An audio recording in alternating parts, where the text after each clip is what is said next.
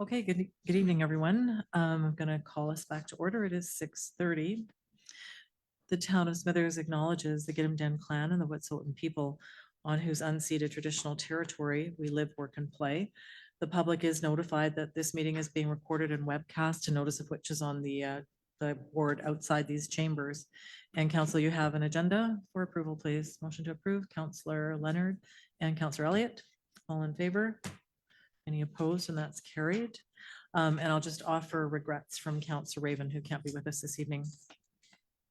First up, we have delegations. The first delegation is from Faulkner Brown's Architects, and I see we have Sabrina Hawk. I hope I'm saying that correctly, and Kay Busby. So I'll just invite you to join us. Hi, can you hear me okay? Hello, yes, we can hear you great. Okay, good. All right, well, welcome. Thanks for being here. We look forward to the presentation, so I'll turn it over to you. Okay, I will share my screen here on the left.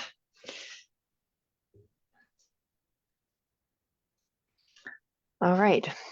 Good evening, Mayor and Council. My name is Sabrina Hook. I'm an associate at Faulkner Brown's Architects. Thank you for the opportunity to provide an information update on the Smithers Public Library and Community Space Development Plan. This evening's presentation is intended to share where we are in the process, summarize what we heard through the engagement, and outline next steps. This is not a decision point. Design options, costing, and recommendations will come later in the project. I will begin with a brief overview of the project timeline to show how the work all ties together. Then I will summarize the background and what we heard through our engagement process. And finally, I will outline the upcoming phases and when Council can expect to see final reporting. Project timeline. The first phase focused on setting clear project objectives, followed by research, policy review, and engagement.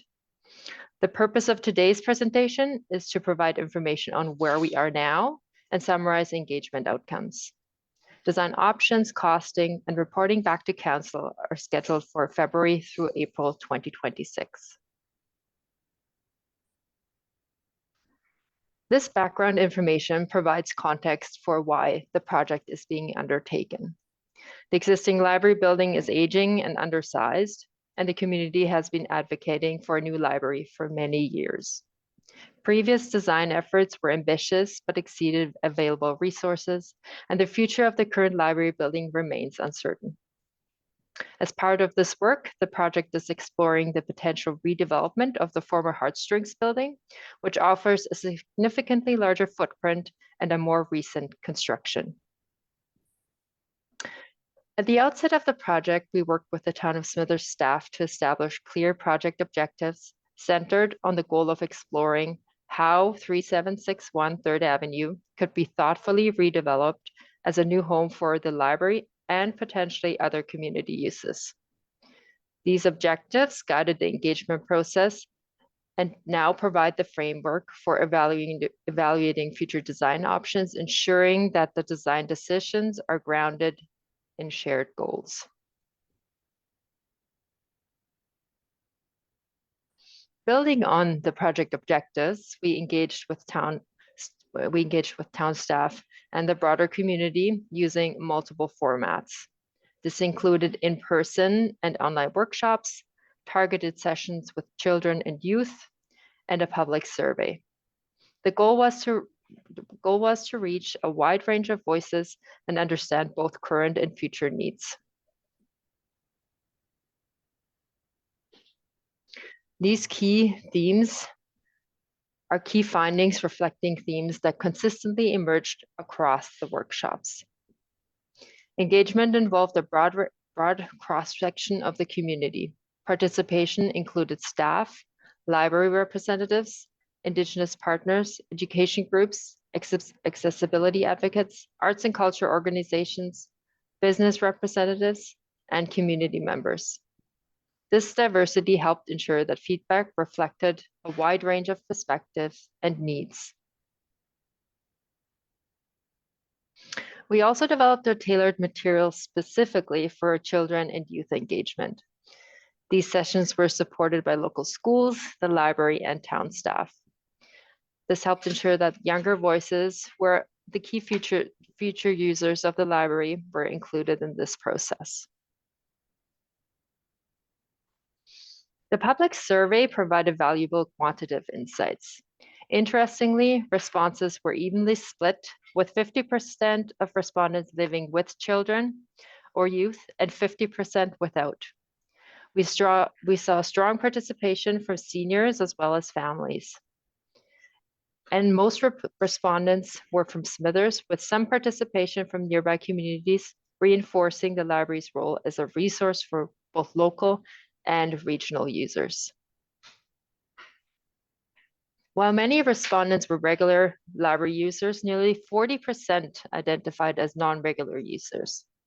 Notably, even respondents who do not live in households with children ranked support for children, youth, and families amongst their top 5 priorities.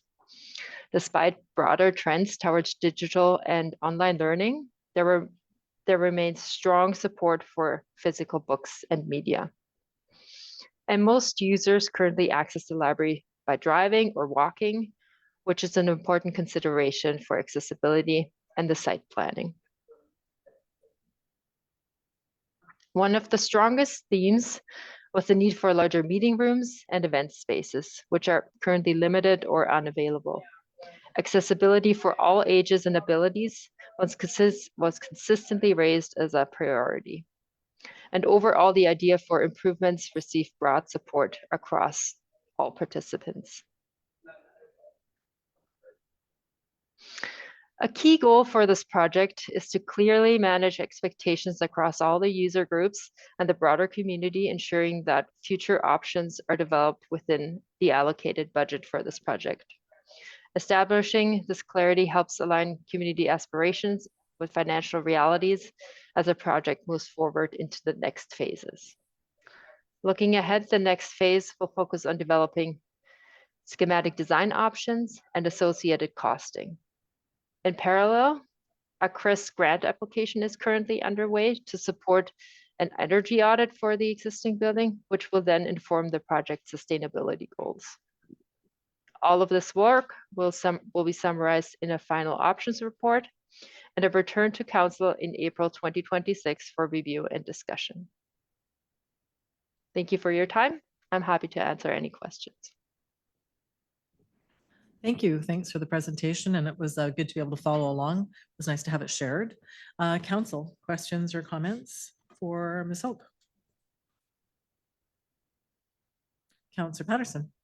Thank you, Your Worship. Not directly a question for Ms. Hulk, and thank you for the presentation, but one through to staff. Is it appropriate now? Okay, thank you so much. Just reflecting on our recent conversation around financing for the library, recognizing that we talked about a $3 million budget, but then recognizing that we say here that costing won't be completed until March 2026. Can we just get a little bit of clarity on that number? Thanks. Seems more stuff. I think you might need to just, oh, Councillor, no. Ms. LeBlanc. Thank you. Through the mayor to Councillor Patterson, we are using that $3 million mark as a estimate based on projects that are very similar across BC. The exact costing will be done as Sabrina noted. It'll be done closer to April when we have those exact figures. Thank you very much. Okay, thanks, Councillor Patterson. Anyone else with comments or questions? Where? Oh, Mr. Welsh, sorry.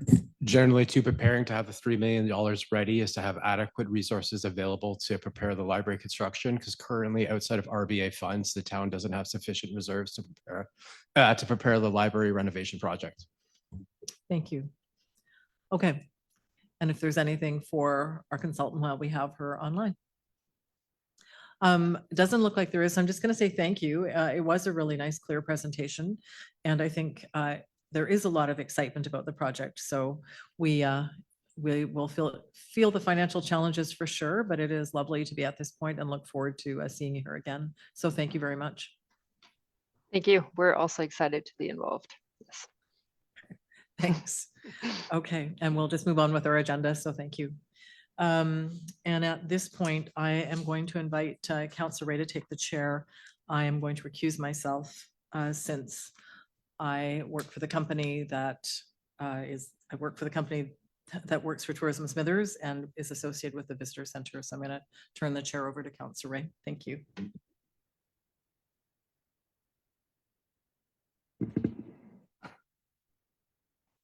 This time I'll ask Mr. Baker to come on up to the table.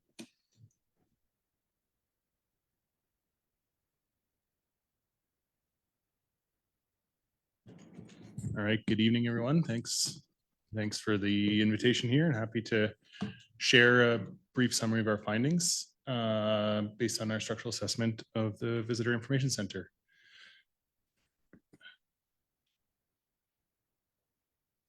So we did a structural condition assessment of the building.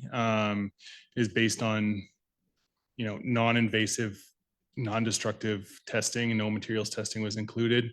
So we walked through the entire building and through the entire crawl space and see what we can see and do some desktop review and numerical evaluation based on what we're able to see. Myself, I'm an engineer in training, and Thomas Horlick, who's the professional engineer I work with, and he's based in Prince George, walked through on the 14th. And then another part of our scope was to coordinate a Class C cost estimate of our proposed repairs. So that's also included in our submission to town staff. The building was constructed late in the 1950s. It's about 1,600 square feet. And it sits on a concrete crawl space, which about 46 inches deep. And there's also a couple of concrete walls that are load bearing in the interior of that crawl space. And then the rest of the building is light frame wood construction, consistent with what we would expect for a building of this era. We did look at some numerical evaluation of the roof system and the floor system. And they met code standards for when the building would have been built. The roof joists in particular wouldn't meet current code standards with the updated snow loading, but our determination is because we didn't see any visible issues there on the basis of the fact that they are performing well. Those roof joists are acceptable, even though they don't meet the current code requirements for current snow loading. That's detailed a little bit more clearly in our report. Onto the general condition of the building. The interior finishes were relatively, acceptable condition. There's certainly some areas where it hasn't, a lot of stuff has been updated in there, and areas where it hasn't been updated, storage rooms and stuff, you can definitely see that it is an old building. The exterior, I think, was an area that definitely looks like it's needing attention. I tried to highlight that in some of these photos here, where you can see that the exterior envelope, the cladding, has reached its end of life. And from the structural perspective, if water manages to work its way in through some of these cladding issues, then that could lead to structural deficiencies down the road. We didn't see signs of water coming into the building at this point, but again, our observations are somewhat limited there because finishes could have been patched over, etc. Onto a couple of the structural deficiencies that we did identify. There's one lintel, so that's that top right picture in the crawl space. So there's some openings through the concrete walls in the crawl space, and this is one that was cracked and failing. And so our recommendation there was to basically cut it back a little bit further and install an engineered wood lintel to span that instead. That particular lintel does take loads from both the floor system and the roof joists above, so definitely needs to be addressed. The brick chimney, which was previously probably servicing a boiler or wood boiler or something like that when the building was first built, is also reaching end of life. And you can see that in the picture, it's not showing up super well on that screen, but the mortar between the bricks is starting to fail. And so our recommendation there was, because it's currently now only used for a furnace intake and exhaust, which could easily go through a wall or something else, that, best course of action there is just to remove the chimney since it's no longer being used. Yes, at the northeast corner, there's a wing wall. That's what we're sort of calling it. This building has these sort of wing walls that extend out from each corner. It's an architectural feature. But the one at that northeast corner previously had the hydro mast or hydro wire connected to it. And at some point it got yanked. I don't know if that was due to ice or what, but it sort of had a temporary repair. So our recommendation there was pull off the siding and the sheathing so that we can assess what the actual structural damage is, if any, that needs to be addressed in that corner there. The mechanical room floor was kind of interesting to me. It's not something I've seen, but I'm sure it was more common in the 1960s. But there's a 2-inch concrete topping in there, which is standard. But in order to keep that flush with the rest of the floor system, they just put much less deep joists. So they're only 5 inches deep, where the rest of the building is basically 2x10s. And that led to some extra deflection, so the floor is more flexible. But there was also a lot of framing issues around basically a penetration where HVAC plenum went through that floor. And that's what these photos are showing. There's sort of nails failing and stuff. Our recommendation there was to remove and replace that portion of the floor. So we've broken those recommendations into different terms. In the short term, replacing that concrete lintel in the crawl space, removing the brick chimney, and then addressing the mechanical room floor are sort of the most critical elements. Our next set of recommendations was medium term. So expose and inspect that wing wall at the northeast corner just to see what the extent or what the framing damage might be there. And then remove the exterior cladding and protect that building structure with a new air and vapor barrier and new cladding. And that's also going to kind of bring some new life to that building, I would think. So could be a win-win there. And then the last spot, which is another potential area for water ingress, is the cap flashing and drip edge basically around the roof is also failing in a number of spots. So, and then long-term, in order to keep that building structure in its current condition, is just make sure that building maintenance is undertaken. There were no maintenance records available to us, so we're not sure exactly when the roof was done. And inspecting the condition of that roof was outside of our scope, but obviously if the roof fails, you're gonna have a lot of problems inside the building. And then selecting probably a lower maintenance building envelope would also help with maintaining that over time.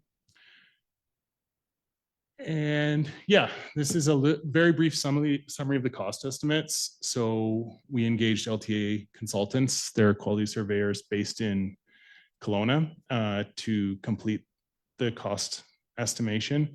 And they broke it down per our recommendation for you guys so that you can kind of see the cost of each item.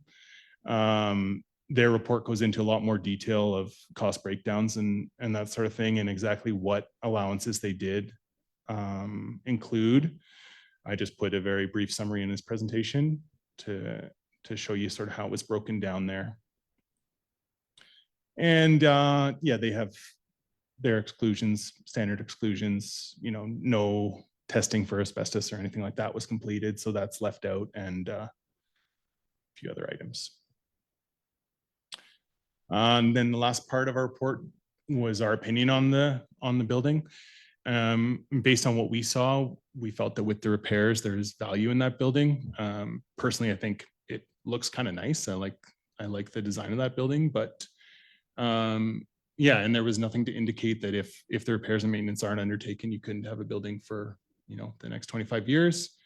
That's based on what we were able to assess without tearing the building apart to see what's under there. So there's certainly a possibility that there's some latent issues in the walls or somewhere else that we weren't able to see. And I think, you know, the recommendation to remove the cladding could give you guys a lot more comfort there too. You'd get a chance to see a lot more of the building structure at that time as well. And if there's anything else that needs to be looked at, it could be looked at that time. So yeah, that's it. Hey, council, any questions? Councillor Patterson. Why is it just me? Thank you, Deputy Mayor Ray. Thank you very much. Just a couple questions through to staff. Can you advise on how the quotation will be done under next steps, given the various options that were presented by the consultants? And then just a question about the roof. Will our staff or have our staff assessed the roof? Thank you. Mr. Allen, go ahead. Yeah, thank you, Acting Mayor Ray, to Councillor Patterson. The recommendations that the consultant has provided and the cost estimates, that's going to come under consideration at it's not currently in the 2026 budget, so we will be discussing that for 2027. But staff have discussed addressing some of the more immediate short-term needs for the building and seeing if we can accommodate that in our current budget for our asset management of our buildings. Thank you. Follow up. Thank you very much, Mr. Allen, and thank you, Deputy Mayor Ray. Just a question about the roof, if we have an understanding of the condition or if that will be a future next step. Yeah, Right. thank you. I believe, yeah, I know the roof was completed about 10 years ago. We didn't have the exact year for to include in the report, but it would have had a minimum 20-year lifespan when it was re-roofed. Anybody else? I have a question regarding the roof joists and the standards to which they're held when it was built versus today. Can you explain, or if staff feels more comfortable, explain what the difference would be like? Some of us that have been around to the town for a long time can remember when a pool hall had the roof collapse on it under about 3 feet of snow. So Right. I was wondering if you could explain, how much of a difference that would be. Yeah, so we did detail it in the report. I'm happy to answer that, if that's good. We did detail, we included some details about the numerical evaluation there. Basically, the snow loading increased the code required snow loading. What the actual snow is doing is going to be very variable, but the design snow load has increased since the 1965 code, which is the one we looked at for the original assessment. And other things have changed too. The lumber, we assumed we weren't able to check the grade of the lumber in those joists. But there's a good chance it would be graded differently than it is now. So there's a couple things there, but assuming current lumber grading standard, standard number 1, number 2 lumber, I believe that those joists came out at about 125% of the code allowable value. So it's not like they're way, way underrated. It's just, it's not what we would specify now. And then they did pass under that 1965 loading, they would have been fine. So. Okay, thank you. Thanks for the presentation. I think everybody's asked their questions and it's been a very valuable exercise. So thank you for coming and walking us through it. Okay, my pleasure. Thanks, everybody.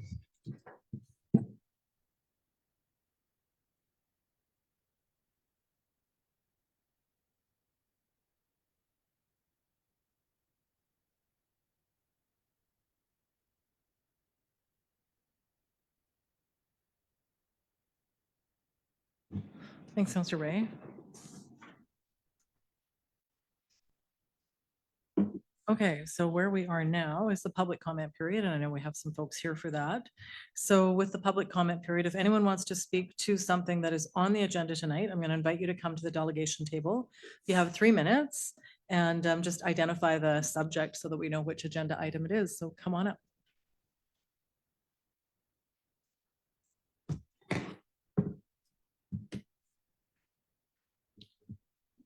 Hi, my name is Michelle Nisbet, and I'm here to speak to the contract that is being looked at for Riverside Campground. Go ahead. All right. So I'm the owner operator of BV Campground Management and have been the campground manager for Riverside Park, Riverside Campground since 2023. I'm going to read from my paper because I know I have 3 minutes, so I'll try to make eye contact. I'm also a Smithers tax-paying resident, a tax-paying citizen who now employs 10 other tax-paying Smithers residents. These wonderful people have served in various capacities around town, including but not limited to the Chamber of Commerce, Kick Radio, the BV Recreation Center, Edge Learning Center, and Smithers Community Services. I do not run a large multi-level campground management company in the province. However, my team and I know Riverside Park and what it takes to preserve and foster the uniqueness of it. Our town understands why it's important to invest locally, hire locally, buy and operate locally. And the town's own business retention and extension program is designed to support existing local businesses so that we can grow and create jobs locally. My business, BV Campground Management, exists in large part because of the encouragement and direction of Ryan Kultura, who functioned as the Director of Community Services at the time I was hired in 2023. Together, we created a new paradigm of how Riverside Campground could be run. I know town policy says that locals will be given priority if the price difference with bidders is 5% or less. My current bid is 8% higher than the company that staff is recommending, but it's also 9% lower than the next bidder who was interviewed. I have a unique set of skills and experience that I believe greatly contributes to the efficient and peaceful atmosphere at Riverside Campground. I was a general duty constable for 10 years with the Royal Canadian Mounted Police. I have crime prevention through environmental design levels 1 and 2. I have drug officer training, drug awareness training, 3 years of community policing, community liaison work, bear aversion certification, conflict management, and I was the media relations officer for the Whistler Pemberton Resort. I managed communication then with local and international media on and off camera. These skills and experiences have not just been nice to have. I've dealt with many emergencies and conflicts at the campground, many of which the town is not aware of because I was able to handle these quickly and efficiently. During the afternoon self-registration hours, my response time is mere minutes as my residence is less than a kilometer away. This enables me to be available 24 hours a day, regardless of who I have that day staffing the campground. I've known from day one that Riverside Park is a gift to our community, and I found ways to think outside of the box to further its positive impact beyond its role as a campground and park. These fall outside of my scope of responsibilities, and I'm only mentioning them to illustrate my dedication to the Smithers community at large. For example, I've taken over collection of the recycling at the park and each year allocated it to a community user group. These bottles were previously collected by a private resident for personal profit. In 2024, I collected, delivered, arranged for pickup for over $2,000 worth of bottles and organized parent volunteers to sort them weekly for the SSS New York trip and groups of SSS students fundraising for this year's Cuba trip. I've also donated hundreds of dollars in bottles to the Valley Youth Fiddlers. I've worked longer hours to closely supervise young adults with mental health issues for work experience so their mothers could have needed respite for a couple of hours. This town means everything to me, and I know that Riverside is the face of the town to the international community. One thing has become very clear to me. Travelers talk. Every decision we make at Riverside is pushed through that lens. Our Google reviews reflect this. My staff and I go through these reviews often to ensure we are on the right track with how campers are treated and served during their stay. It's not uncommon to have campers arrive already knowing their names. Michelle, and I'm just going to let you know you're at 3 minutes. So Okay. you can just sort of wrap it up. You bet. That'd be great. Thanks. These are not just feel-good vibes, but translate to benefiting the economy of Smithers. And I believe the quality of our efforts is concretely visible in the consistent 25% increase of reservation stats and profit over the last 3 years. I really do appreciate your time, and I understand fully that staff is operating within and bound by policy in their current recommendation for the 2026 season. I'm here to ask to be considered for the contract. I'm thankful to have had the opportunity to speak tonight, and regardless of the outcome, will remain grateful for town staff that I've worked with and for the experiences afforded to me in running such a special place. Thank you. Thank you. Okay, and it's not a back and forth in this one, so what we've just heard from you, so thank you very much. And I don't know if there's anyone else in the gallery, so the public comment period is still open. Okay, I'm not seeing any takers, so we will move on with the agenda. Let me see where I am. So we're at section 8 and minutes. So 8.1, the minutes of January 13th for adoption, please. Councillor Buikema, Councillor Patterson, all in favor? Any opposed? And that's carried. And 8.2, Committee of the Whole from January 19th, also, also for adoption. Councillor Elliott, Councillor Leonard, any discussion? All in favor? And that's carried. And I don't think there's anything under section 9, nothing to be released. Okay, okay. Thank you. Then we will move to council reports and Councillor Bucama. Thank you, Mayor Attrell. First of all, I'd like to move the finance minutes from January 6th for adoption. And a seconder, please, Councillor Elliott. And if there's any questions or comments, Councillor Leonard. On page 8, my name is spelled wrong. That can be corrected.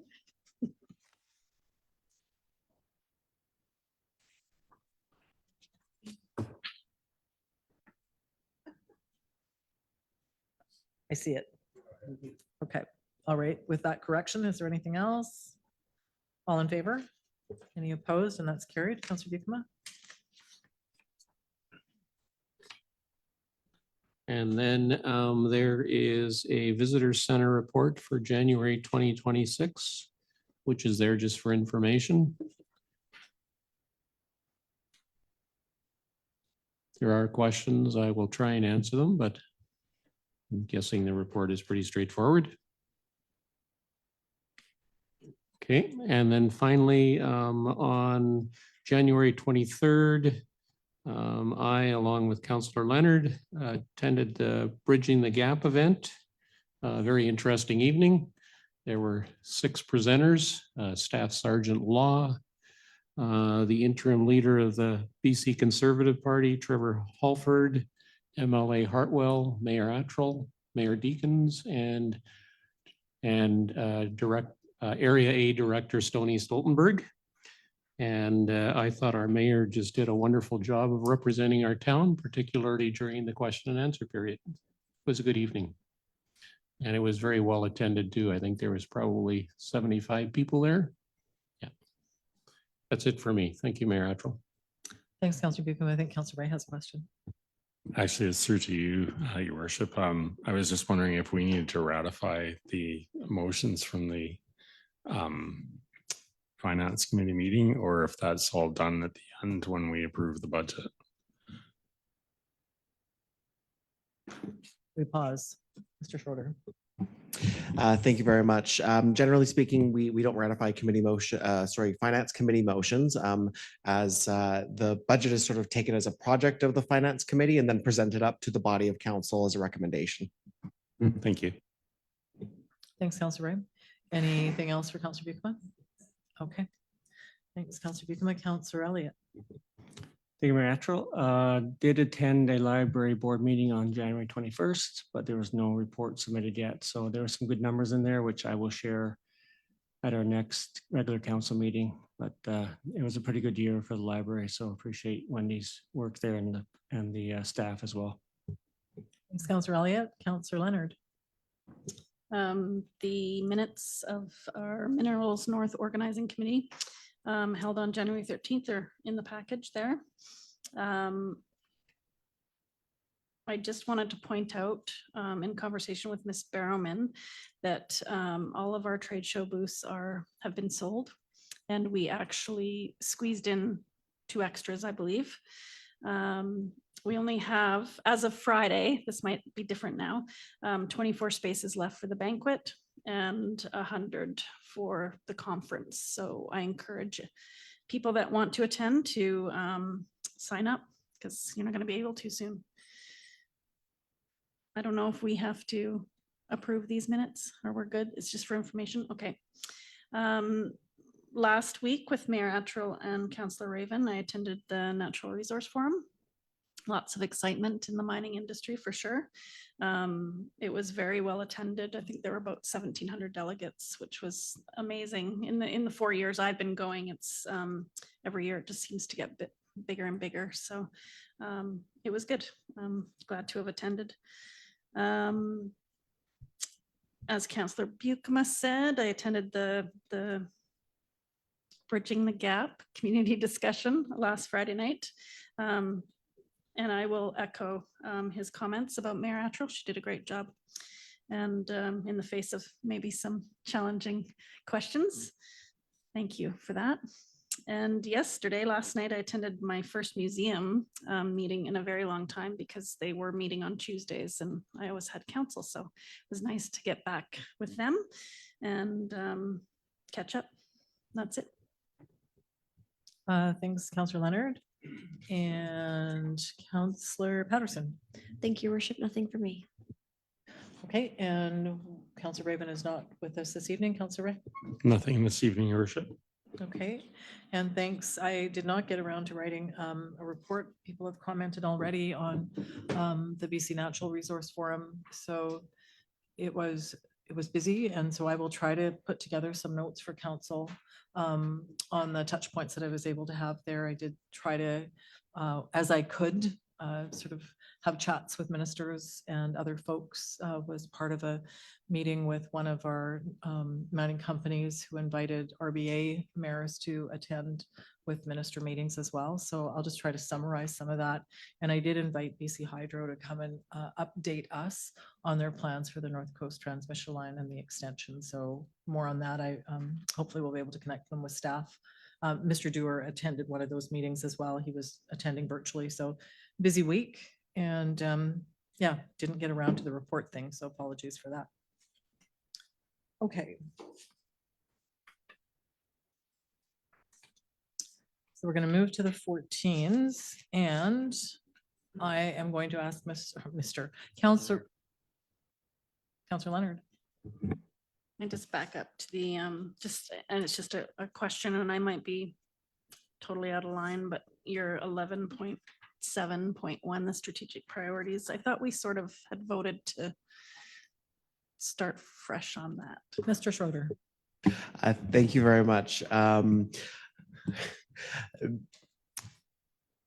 We will have an update coming for council with associated with the what's it called? The combined budget process that'll be coming up on February 2nd. And yes, more information will be coming out on that shortly. Thanks for noticing. Yep, it will go eventually. So we're at the 14s. First up is the report from Ms. Smith. And I am just going to ask Councilor Ray to take the chair again. This one deals with the Visitor Info Center, so same reasons for recusing.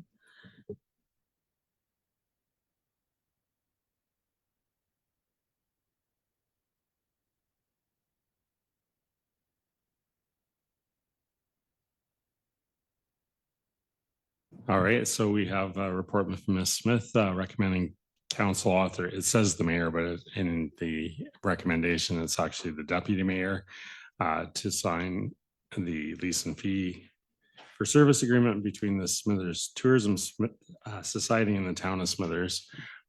Before I hear any motions on this, I'm going to move that we bring 15.2 forward at this time as part of the discussion, which is the, if I have the number right, I hope, is the condition assessment of the building. Okay. Seconder, Councillor Patterson. Any questions about that? All in favor? That's carried unanimously.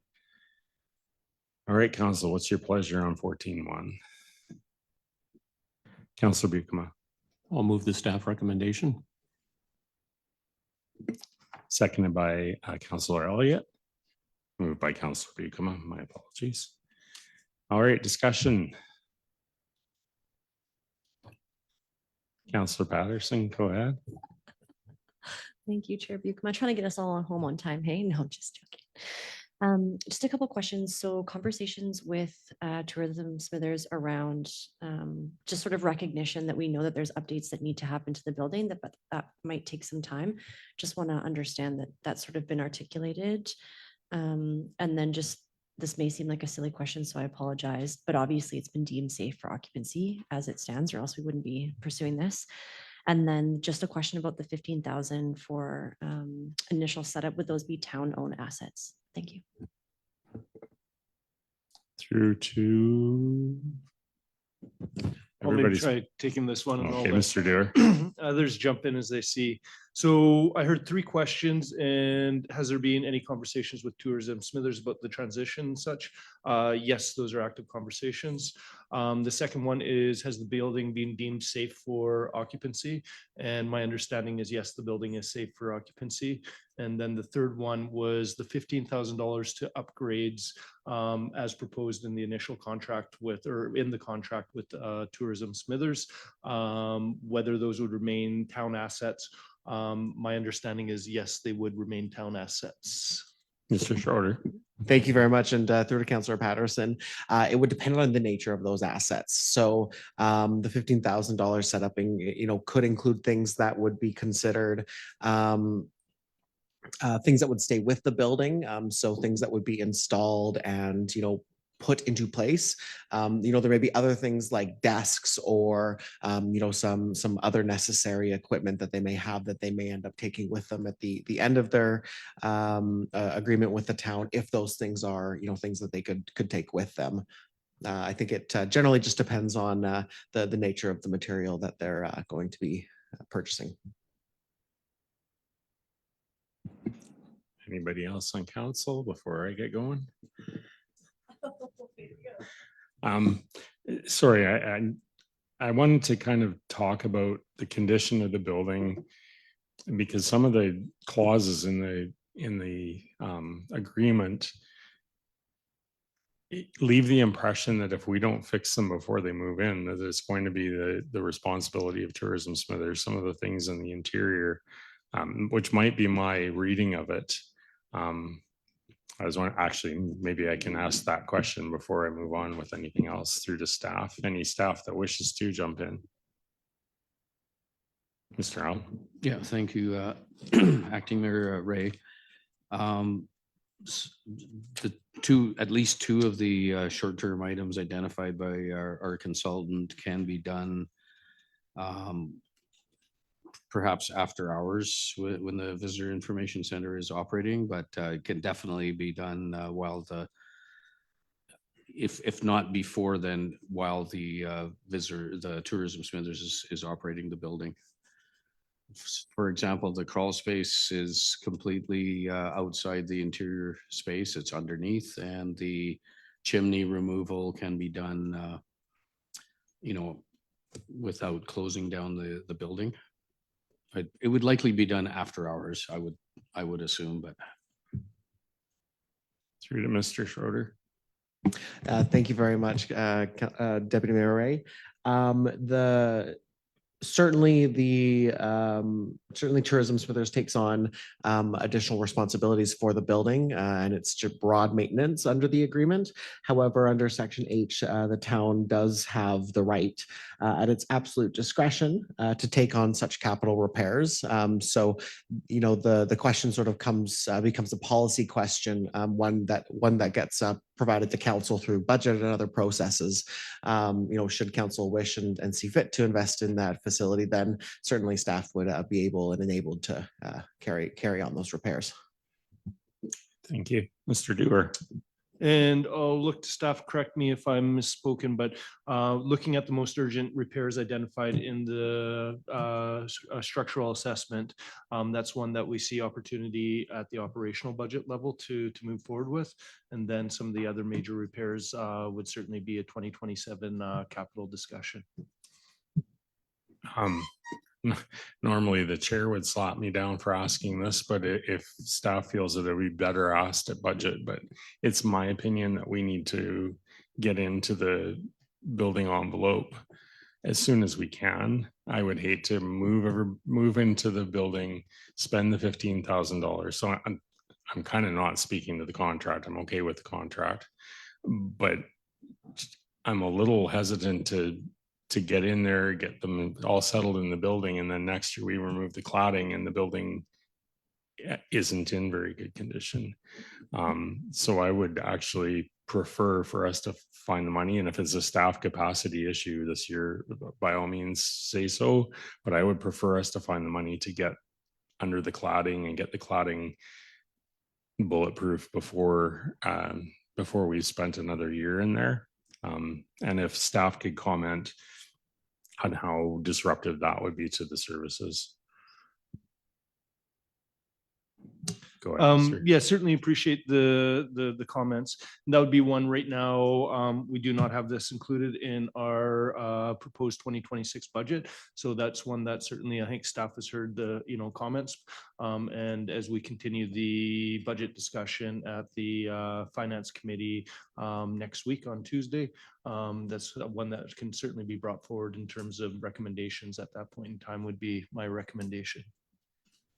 Thank you, Mr. Schroeder. Thank you very much, Deputy Mayor Ray.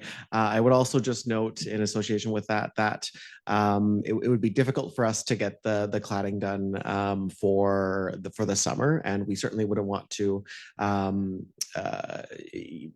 be making renovations to that facility during peak tourism season. So unfortunately, this likely will end up as a shoulder season project. Thank you. Councillor Leonard.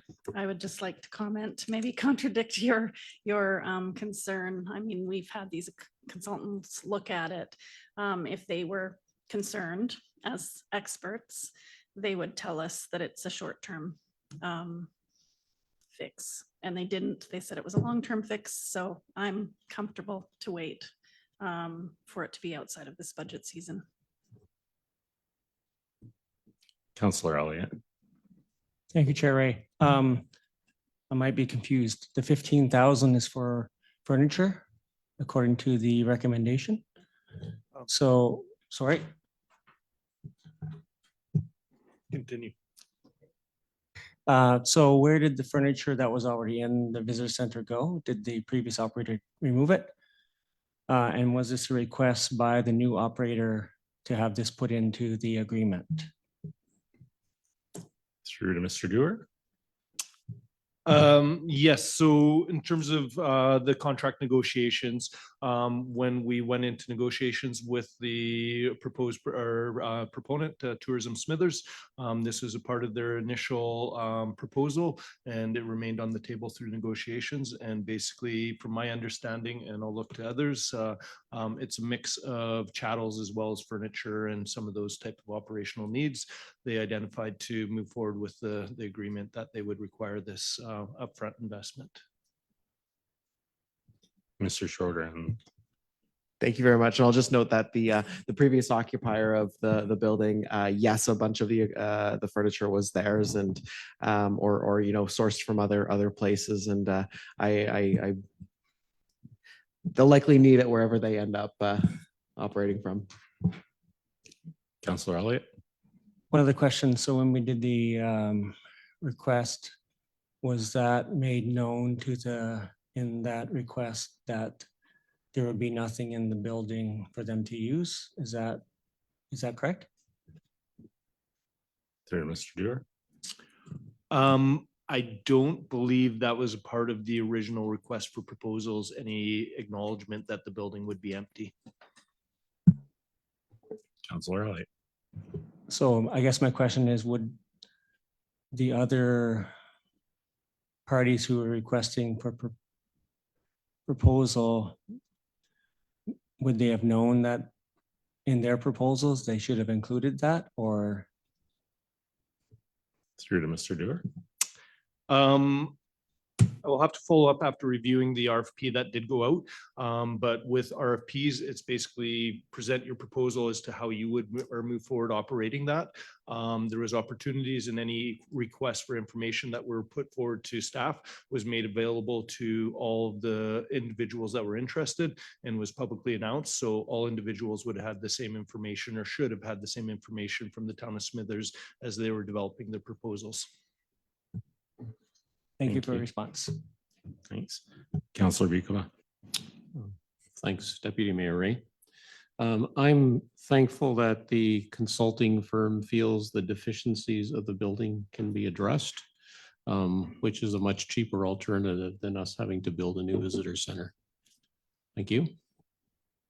Okay, I'm not going to belabor the point until we get into budget, but what concerns me, and by all means, I didn't think that we should do destructive testing, but it's based on a visual look of the outside, and I saw the holes in the cladding. So there could be water damage inside without us knowing. So that was my concern. But anyways, I'll shut Counselor Ray up and I'll be back in the chair. Any other comments on this?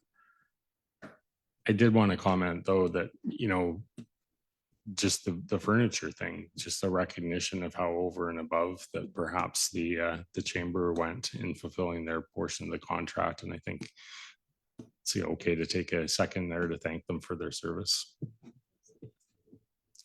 All those in favor of the motion? And that's carried unanimously. Thank you, guys.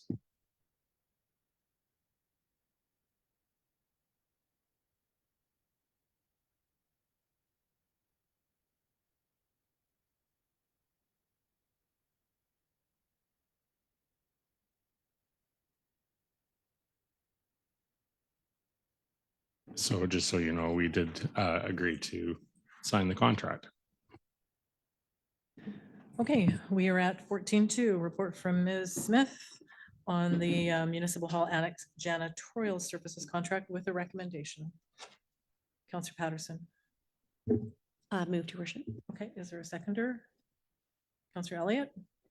Any discussion? Counselor Ray.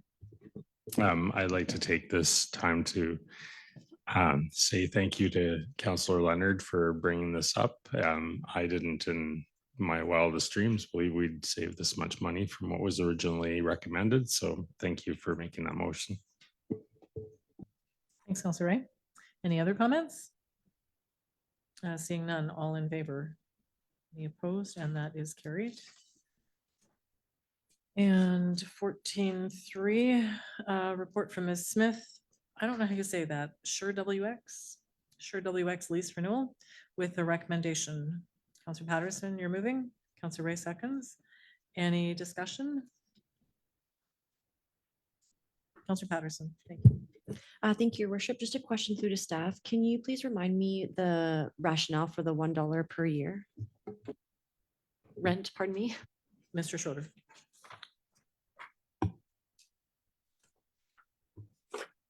Do you want to just do a locate which page you're on? Apologies, Your Worship. Absolutely. So I'm on page 89 of 295 under the discussion last sentence.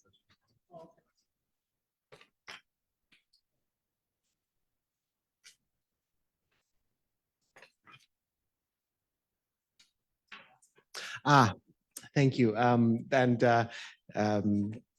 To Councillor Patterson, the actual amount that is being provided to the town per annum for the first year is $2,442.96. Previously, the lease was provided for a single dollar. I can't necessarily provide the specific context or rationale. Just curious about that history. Thank you. Councillor Ray.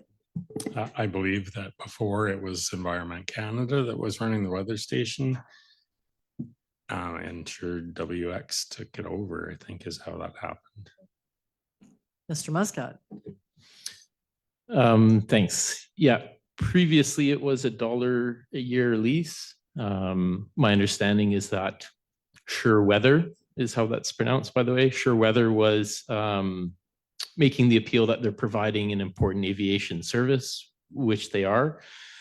But upon review, we are applying the rent review policy from 2022, and that is attached to the monetary amount that David has now mentioned. Thank you, Mr. Schroeder. Thank you. And thank you to Director Muscat as well. I just note that the rationale for applying the lease rate was that they are actually selling this information that's being generated and making a profit out of that. I would also note that Environment and Climate Change Canada does have a separate weather monitoring station at the airport as well. All good? Okay, so the recommendation is on the floor. If there's no further discussion, I'll call the vote. All in favor? Any opposed? And that is carried. Okay, and we are at 4.4. This is the Riverside Campground Attendant Award. And with the patience of council, I just have a question for Mr. Doer, so I'm just going to take a quick recess and just get some clarity. Thank you.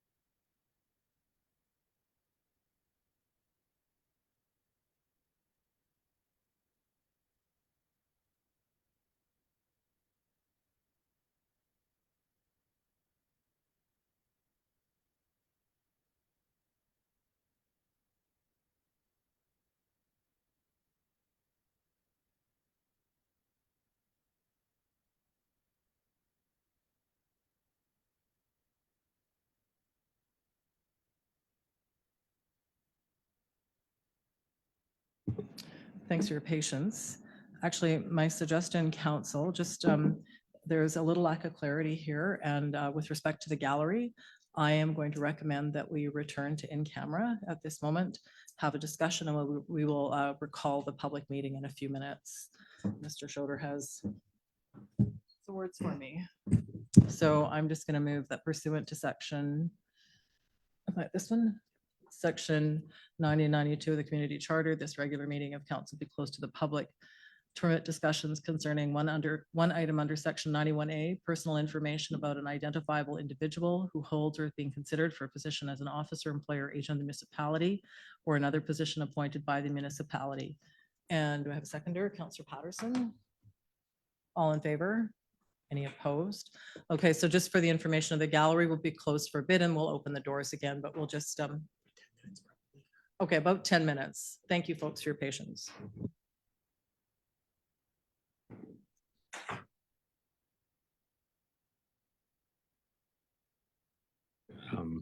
The live stream too.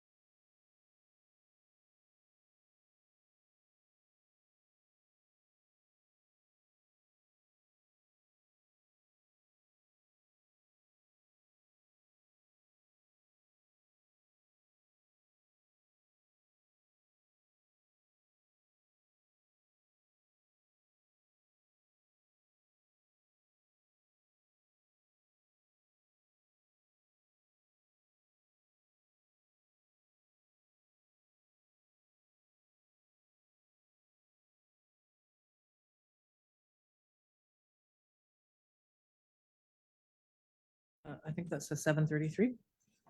So council, we are at staff report 14.4, the report from Ms. LeBlanc, and this is the Riverside Municipal Campground Attendant Contract Award. There is a staff recommendation. What's your pleasure? Councillor Ray. Move the staff recommendation. Is there a seconder? Councillor Leonard seconds. Discussion? Councillor Ray. Just similarly to you were out of the room, I took the moment to thank the chamber for their service to us, and I think Ms. Nesbitt and the staff have made a fairly solid recommendation based on a scoring matrix. So I feel that that's the way to go. Thanks, Councillor Ray. Anyone else? Okay. And yeah, realize, acknowledging the contractor that has provided service, and staff do go through the process according to our rules. And we, so far from what we've seen, I think are persuaded to accept that. So I will be supporting the recommendation. Any other comments? I'm going to call a vote. All in favor? Any opposed? And that is carried. Okay, 14.5. 14.5, form and character permit for 1131 Main Street, Carter's Jewelers, with staff recommendation. Councillor Ray, moving all parts. Okay, is there a seconder? Councillor Bucama, and discussion. Councillor Patterson. It looks very beautiful. Thank you. Any other discussion? There were some questions submitted just regarding the landscape work. So I think there was staff clarification provided. This is a small landscaping. Councillor Bucama, did you want to speak to that, or? Okay, so just, yeah, small landscaping with the planter boxes. I think that's what's intended. So nothing too major. Yeah, I think I'm sad to see the mural go, but I understand the rationale, particularly with future development on that lot. That's my only comments. Councillor Bucama. Thanks, Mayor Attrell. I probably say this every time we have one of these in front of us, but anytime someone wants to beautify an existing building in town, I have a hard time standing in the way. I really like what they want to do with their building. Thank you. Thanks, Councillor Bucama. Councillor Ray. Yeah, along the same vein, I'm happy to see that the building will still be accessible. I think that's a great feature of that building. Thanks, Councillor Ray. Anyone else? And actually, I'm just going to add for the staff who gave us this was Mr. Lee. Sometimes I struggle with some of the details, but either I'm getting used to the staff reports or staff are getting used to me, but this time I seem to get it all the way through. So that was like a plus. Okay, if there's no other comments, we'll call the vote. All in favor? Any opposed? And that's carried. Yeah, and it is nice to see that there'll be a kind of redevelopment and a long-term business downtown. Okay, 14.6 from Mr. Rapp on the new arena digital controls installation contract award. Councillor Elliott, Councillor Leonard move the staff recommendation. Any discussion? Seeing none, all in favor? Any opposed? And that's carried. Thank you. 14.7 from Ms. Chartrand on the banner and gateway sign request with a recommendation. Councillor Bucama, Councillor Patterson. Any discussion? Councillor Patterson. Thank you, Worship. I was just curious if staff felt that in future, if it was an event that the town of Smithers was hosting, if it would save staff time by not having to prepare a report for council's consideration.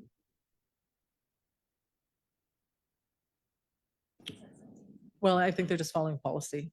So. Mr. Lawrence. Through the mayor to Councillor Patterson. Yeah, I was just about to say the same thing. We're following the policy and making things just as consistent as possible. Should council want to change that in the future, then we could look at that at another time. Good. Am I missing something? I see eyes crossing here. I'm not sure where to look. Were you done, Councillor Patterson? Councillor Ray. some of it comes from before my time, but there has been criticism leveled at the town before for not following their own rules. So I think it's good that the staff does make us go through. Perhaps there was a reason why we wouldn't want to do this. So I think this is it's prudent to do so. Very transparent. Thanks, Councillor Ray. And I mean, I reread the policy too. So there's a way of, I'm not sure how signs get to be urgent, but I know everything can be urgent sometimes. So if it's urgent, there's a way through the process as well, if somehow there isn't enough time to get it before council. So, but in this case, you know, it's coming from our own staff, and I think Ms. Barrowman as well is getting stuff done on time, and this is nice to have the report from the Chartran. Okay, anything else? All in favor? Any opposed? And that is carried. Sorry about that.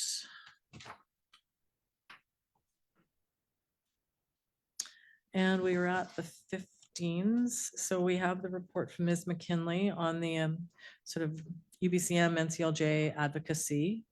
And this is for information and giving us a heads up that there'll be a committee of the whole on February 17th. But if there's comments or heads up to staff now, this is good. Councillor Patterson.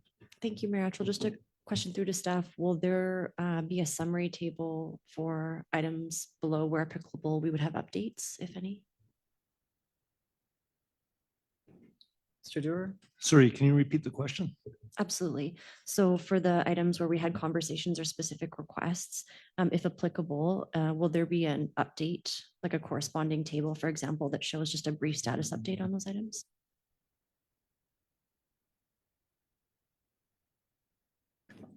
Maybe I can help.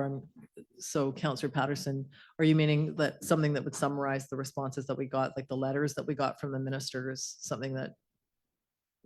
Correct. Or if there was like a follow-up action that was committed that they had followed through on, or if it was still outstanding? I'm not sure we have a pattern yet, but. Yeah, I mean, the best that we would have is notes from those meetings. And so that's one that we have included, some of the follow-up that we've received thus far from ministers that we've had meeting with, or ministers and other agencies. So yeah, we'll basically outline what we've requested and have the discussion as we continue to move forward. But there may be challenges in terms of, we'll try to update as best as we can as to where the status of those items are. And I think on some of them, like that speaks specifically to sort of the UBCM meetings, I think, where we would have had an ask and we had our speaking notes. I mean, my honest assessment of a lot of that is sort of sad to say, but a lot of them are repeats. You know, we don't really get a lot of wins. I mean, I wish we had better wins. So the other piece, you know, that's a little different than that is how we would follow through resolutions. So if this table decides that it's going to pursue something through the resolution process through NCLGA and UBCM, probably the follow-up, we could decide, you know, maybe on February 17th, we could talk about it more if we're asking staff to follow it back. But there is a process for the reporting back from UBCM to NCLGA, and then we can all access that as well. So we maybe think about if we want staff to follow that back or if we're content to follow it, but that may not be helping. So Councillor Patterson, then I'm going to go to Councillor Ray. Thank you, Your Worship. And perhaps I should have just provided some examples. So for example, there was request for the funding for Youth Foundry. I'd just be curious on the status of that in the community. Another might be the additional land by Crown Land Transfer, just curious where we're at. So I was just thinking more so going through this instead of suggesting, yes, we likely got the lovely response letter that says, thank you so much. But just if there's just a brief status update on some of those items, because I tend to lose the bouncing ball as there's so many. Thank you. Okay, thank you, Councillor Ray. And just through the resolutions with the new process at UBCM now, if our resolution was voted down, we can't bring it back for 3 years. And if it was voted in, it's now UBCM policy, so we can't resubmit it anyways. Generally, once we passed off a resolution or not passed it off by having it being defeated, it's kind of out of our hands for a few years. And I think the one other thing that we've tried in a limited way is nothing precludes us from following our own issues our own way to, set up our own meetings, either virtually or in person, if something's really important and it is a Smithers issue, it likely isn't going to make its way through anyone else's advocacy. And that's just our ball to carry any way we want to. So I think, those are the things we can think about when we gather, is what do we think is a smart resolution that others in our region might want to support, that might find its way past it at UBCM. That's one. Another would be, what do we feel is worthy of advocacy on our own? And one other story I'll share, and it just had to do with the resolution at NCLJ last year that was brought forward by Mackenzie, and it actually had to do with blood services and getting, greater access to, I've lost the phrase, the thing where you donate. But just actually having the discussion helped further the cause. So when the director from Mackenzie reported back, said that actually their cause had been advanced simply because of the attention that was generated around discussion. So there's multiple ways to move things forward. So sometimes, you might lose at the vote, but you actually make some successes anyway. So just some food for thought on how we're able to do that. And then there's always media. There's multiple ways to raise issues. So, okay. So from this, anything that is, a heads up for staff, can share it now. Come prepared. Councillor Ray. Sorry, I thought you were moving along and I forgot to mention earlier that we had moved 15.2 forward and already discussed it. Thank you. I can move along. I was just going to note a couple of things here. Just things that when I went through this, that I would highlight as ongoing issues for us. So I'm just on page 2 of the report where, this meeting summary, and just as a heads up for people to think about, RBA stays there for me. Like it's our lobbying, it's the RBA communities. And I put / against that, any help we can get for infrastructure. That's where we're short of cash all the time. And something that we haven't really done is federal, sort of lobbying. And that's the idea of water and manganese. We had the discussion with MP Ross. So there's some things that, we can think about differently, whether or not we want to be raising things at the federal level too. In the last, with our last MP, we talked more than once about air access and improving service through what avenues there were in federal regulation to make small and medium airports more resilient. So we can think about those things. What are our challenges? And then what avenue is most appropriate? So we can write letters, we can make phone calls, we can, go visit, knock on people's doors. So, but I think in this time before February 17th, thinking about the things that are kind of constantly hard for us, how do we want to tackle them? That's all I got. Councillor Patterson. Thank you, Your Worship. Maybe I'll just give staff a heads up about my list. So I actually focused on some things that weren't currently on the list. And I can provide this in an email as well later if that's helpful. So I, for better or for worse, decided to open a small business in our community to try to help get childcare for my family. And through that, was shocked to learn that the daily affordable benchmarks for our region, which would be the north or northern compared to every other region in the province, is about $10 a day less than the average across the province, which is significant in our ability to be able to provide affordable childcare to families. So I'll provide a little bit more context about that just to see staff likely are going to be more knowledgeable than I am in the rationale as to why. I'm guessing it's strictly based on taxation, but I think it's something that's incredibly important for us to maybe explore if that's a barrier to childcare. Just recognizing that we've seen from staff dwindling grants in both emergency support services and library services.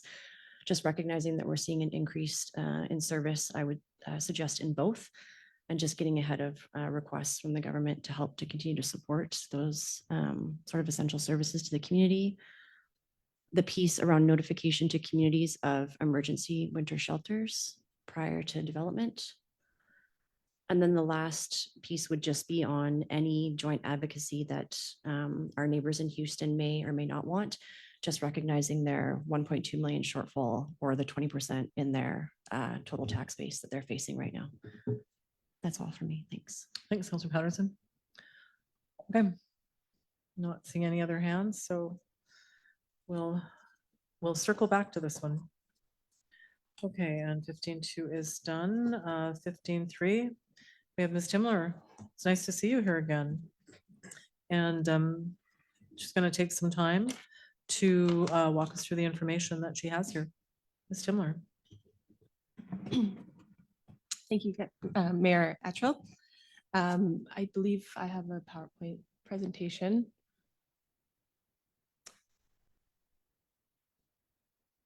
So I returned from mat leave in October. It's a pleasure to be back. And I'm just providing an update for Q4 of 2025 since my return. So next slide, please.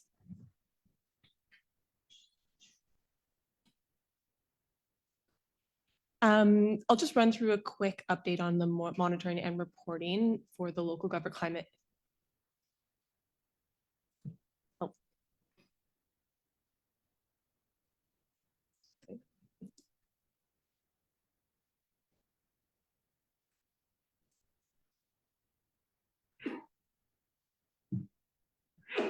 Good. Right, thanks. Update for the local government climate action program, the program that's funding my position and some climate actions for our community. 2025 will be the first year that the town of Smithers has been mandatory to complete their emissions reporting. We have voluntarily reported for the previous 4 years, so we are in a pretty good position. Staff has also presented to other small communities in the north on our voluntary reporting to provide assistance and guidance in our processes. So we've had good involvement with the Climate Action Secretariat and this program. In the report, you may note that the 2023 emissions did increase into 2024 by 34 tons of carbon CO2 equivalent emissions. Notably, there was an increase of 28 tons of carbon dioxide through natural gas through the operations of our facilities. With capital climate action projects completed in 2025 and currently underway, this emissions reduction, we expect emissions reductions will be notable for the 2026 reporting years and beyond. Examples of this are the town hall heating, ventilation and cooling upgrades that completed in December of 2025. The hydrogen fuel enhancement systems that are being currently piloted on 2 of our heavy duty diesel fleet units, and a real ice water filtration system at our 2 ice arenas. Thanks.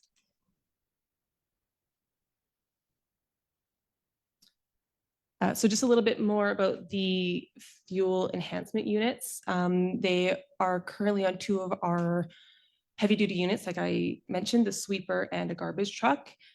This program was offered to us by Innovate BC. And following this pilot program, these units will be owned by the town. It's an electrolysis unit that generates small amounts of hydrogen to be injected into the air intake, and it results in more efficient fuel combustion by increasing the temperature in the diesel cylinders.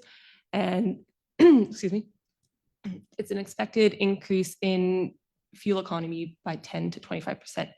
I'm currently working with our mechanic to pull the operating logs and our fuel cards, and I can make a quantifiable calculation on our improved efficiency. So I hope to report on that at our next quarterly update. An update on our hydrogen fuel transition. I've been able to participate in a few discussions with industry leaders, and this is both potential fuel producers and leading transportation companies in our community to make sure that the town best aligns with best practices and opportunities that may arise in the future. Next slide, please. For our community transportation support, this would be our electric vehicle charging stations. Not a positive update here, unfortunately. Our Charge North project did not go ahead to phase 2. The funding has ended. So they were proposing a second level 2 charging station at the Civic Center. So that's not proceeding, and you were last updated from a previous staff member that there was potential for a BC Hydro charging station at the airport. That's currently not proceeding, but we will actively look at other opportunities with BC Hydro charging stations. And we actively report on our low carbon fuel emissions, or fuels, sorry. We currently sit with 17 units, and I will investigate how to sell these credits. It's quite a low amount in the market, but we would like to access that funding. Next slide, please.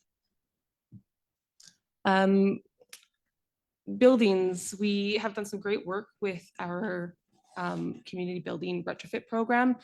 This ran through 2024 and was completed while I was away. It was a project funded through the Federation of Canadian Municipalities Community Building Retrofit Program. It's 80% funded. And through that project, we assessed 18 sites, town-owned buildings. We completed building conditions assessment, energy audit reports, and energy modeling for all of these buildings. And from that, there was a GHG reduction pathway study completed. I'm happy to report on this further at another date because it's reading the report is quite in depth, but it's great to see that there's a number of pathways that have been identified how we can reach emission reduction standards through retrofits with our buildings.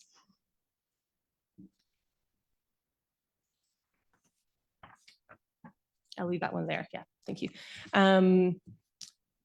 Some great work that we've been able to pull from the individualized energy audits and condition assessment reports are already showing benefit for our community. Some examples of how these energy audits have played into projects and that are actively working. Like I spoke before, the town hall's HVAC system has been upgraded, and we expect an emissions abatement of 14.7 tons of carbon dioxide per year. With the new library building, we are aiming to meet the standard of these other 18 buildings and provide this new building with the same energy audit. So we are accessing a climate resiliency infrastructure service program, which will provide 100% funding for this energy audit, up to 20,000. And it will feed into the larger design work from Falcon Brown, as I spoke on earlier tonight. The fire hall electrification service upgrade is also being supported through the Climate Resiliency Infrastructure Service Program, or CRIS. And the planning and design work for this electrical service upgrade is being done by this service. This upgrade will eventually support heating and cooling upgrades and fuel switching, which will involve more use of our electric service. This will also allow us to increase the laundry facilities at the fire hall, which are deficient currently, and will allow us to review and consider electric vehicle charging at that location. The Real Ice water treatment system is in this year's budget, proposed budget. With stackable grants, it will cover 75% of project costs through PNG and BC Hydro, and our emissions abatement is estimated at 27 tons of carbon dioxide per year and a payback of 1 year. Other reports have fed into other building improvement considerations. These include improvements for the Civic Center, Ranger Park, Annex Building, Information Center, and Airport Comfort Project, and lighting audits. Next slide, please. The organic waste feasibility study was completed while I was away, and the consultant presented to council on March 25th. Recently, these results were shared with the Regional District of Bulkley and Pacheco, and it seems that there may be new motivation there. Consultants' recommendations for next step included the request for interest for private company-driven facility, complete a public consultation on community interest, and to review funding sources such as the Clean BC Organics Infrastructure Fund, which is currently closed. So staff will watch that space for funding to reopen or wait for direction from council. Next slide, please. And lastly, we're working on our natural asset management plan.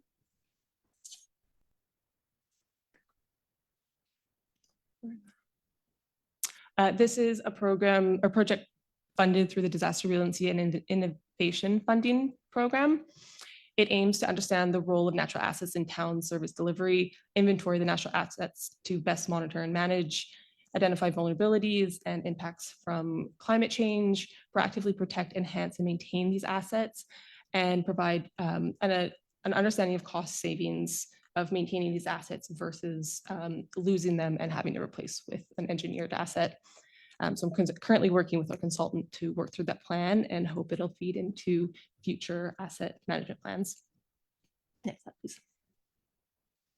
And just a little summary on some community engagement. As I spoke on earlier, the hydrogen industry leaders continue those conversations.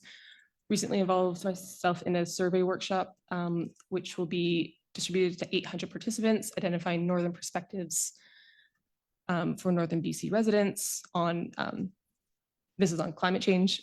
And I'm currently programmed to present the same update to the Smithers Climate Action Group in February. I believe that's it. Next slide, please. Yes, that's it. Thank you very much. It's nice to have the ending slide, so you know for sure. Yeah. Thanks a lot, Ms. Timler, for the presentation. Council, questions or comments? Councillor Elliott. Thank you, Mayor. Question about electrolysis, switching over those 2 units. It's intriguing. Do we plan to do more units? And how much was the cost to do those upgrades to those trucks? I'll speak on this briefly, and Mr. Lawrence may want to add to that. It was a program funded through Innovate BC, which was originally created for Prince Rupert, and they've increased the pilot out to Smithers to include us for 2 units. Those have come at no cost for the units. Mr. Lawrence may be able to speak on the mounting and fabrication for those units. And yes, there is potential conversations for a third, but I'll be able to speak on that a little bit more in the future. Through the mayor to Councillor Elliott, I could add a little bit to Ms. Timler. Yeah, so no cost to the town after a year with providing information to Innovate BC that gives them the data that they're looking for.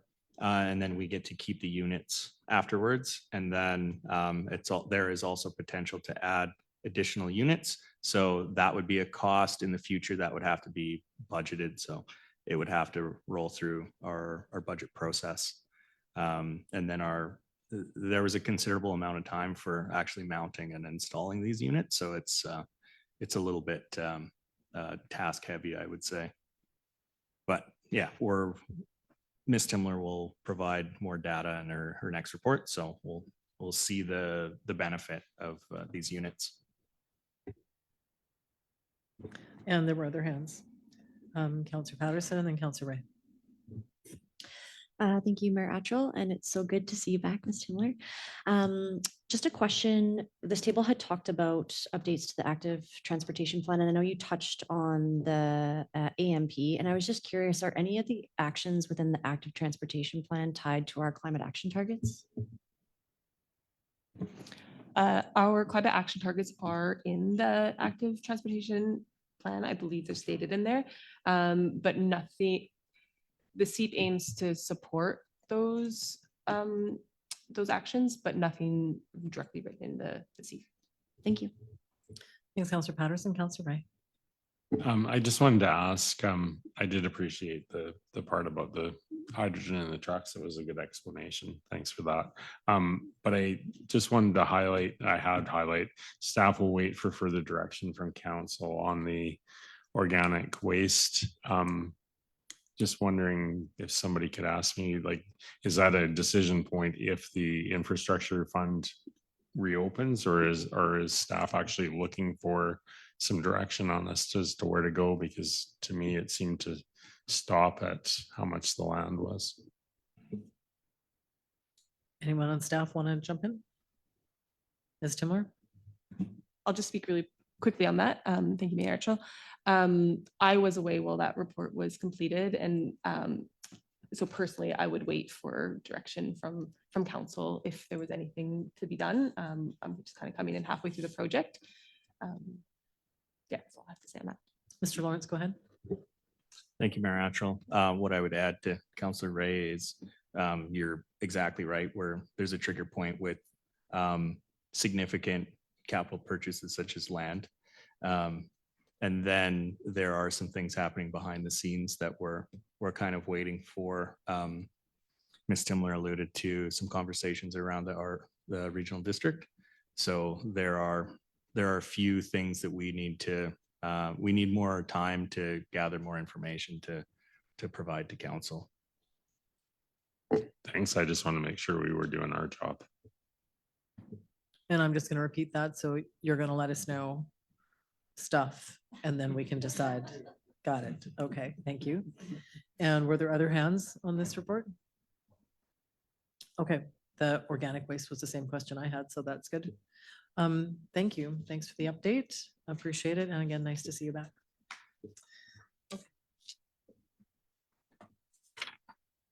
Next up, 15.4, we've got municipal markers. If there's questions for staff. Okay, not seeing any. I'm going to go on to the, oh, sorry, Councillor Patterson. I'm so sorry, Worship. I was scrolling and then I realized I had one question. And I can defer if, because the fire department isn't here, but I was just curious on that 40% of alarms. My question is that a fee for service? It's a bit silly why I'm asking this question, but just over dinner, we were having a conversation about the amount of false alarms that are had and how many times somebody from the fire department is actually called due to an error based upon the owner. So I was just curious if we charge any kind of fee for service in those instances.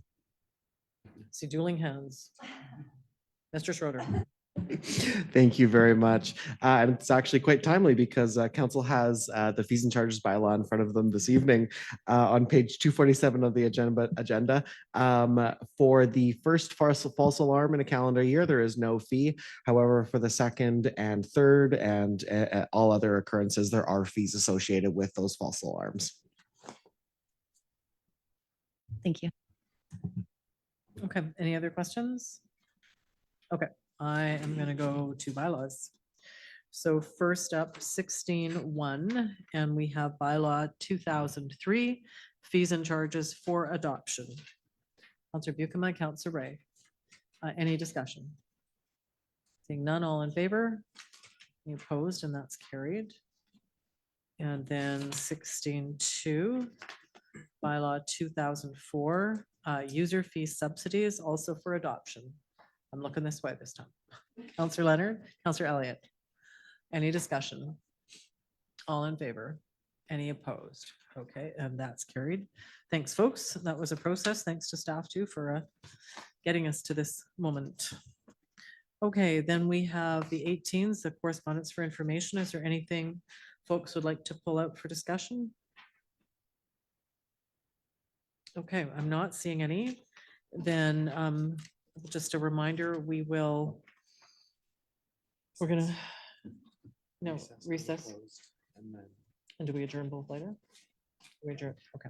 Okay, so checking in with Mr. Schroeder, so I'll just take a motion to recess and we will regather. Councillor Patterson moves, Councillor Ray seconds. All in favor? Any opposed? And we are recessed. You have a few minutes and then we'll take the table again. Thank you.